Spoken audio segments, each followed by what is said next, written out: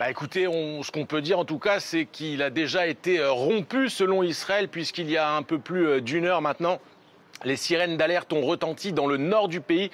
Quelques heures seulement après son entrée en vigueur, au moins un missile balistique tiré par l'armée iranienne, ce que la télévision d'État en Iran dément.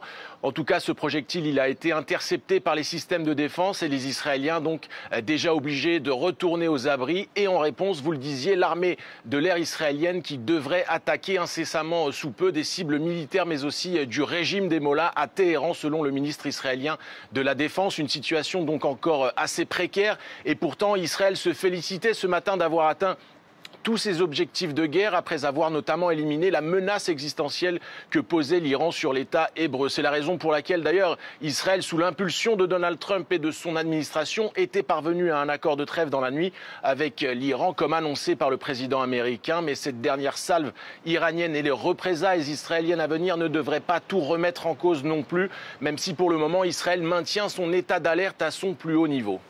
Merci Maëlle Benoîl en direct de Tel Aviv avec Cyril Théophilos.